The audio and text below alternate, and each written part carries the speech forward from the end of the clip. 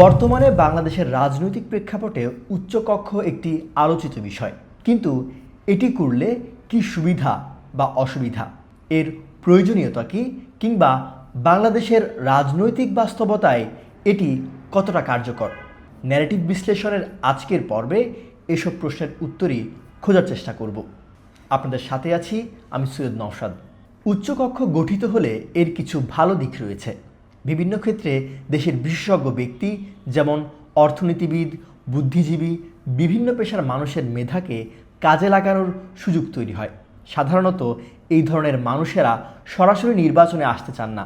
উচ্চকক্ষ থাকলে তাদের সরাসরি আইন প্রণয়নে যুক্ত করা সম্ভব হবে। বাংলাদেশের রাজনৈতিক বাস্তবতায় অনেক সময় জাতীয় সংসদে তড়িঘড়ি করে কালো আইন বা ত্রুটিযুক্ত আইন পাশ করার অভিযোগ আছে। বিগত আওয়ামী লীগ সরকারের সময়ে করা ডিজিটাল নিরাপত্তা আইন এর প্রকৃষ্ট উদাহরণ। উচ্চকক্ষ থাকলে এই ধরনের আইন দ্বিতীয়বার পর্যালোচনার সুযোগ তৈরি হবে। এক কক্ষ বিশিষ্ট সংসদে কোনো দল নিরঙ্কুশ সংখ্যাগরিষ্ঠতা পেলে অনেক সময় একতরফা সিদ্ধান্ত নেয়ার সুযোগ থাকে। উচ্চকক্ষ ক্ষমতার ভারসাম্য তৈরি করতে পারে। সমাজে পিছিয়ে পড়া বা প্রান্তিক জনগোষ্ঠীর প্রতিনিধিদের উচ্চকক্ষে আসন নিশ্চিত করে তাদের কণ্ঠস্বর জোরালো করা সম্ভব। এসব সুবিধা যেমন আছে তেমন কিছু অসুবিধাও।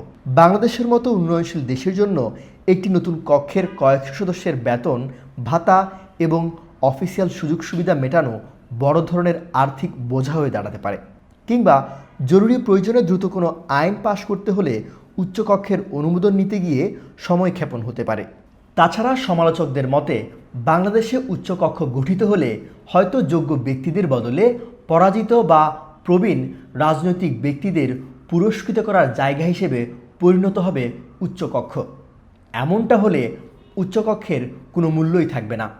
তখন উচ্চকক্ষ পরিণত হবে বাংলাদেশের আর্থিক একটি বোঝায়।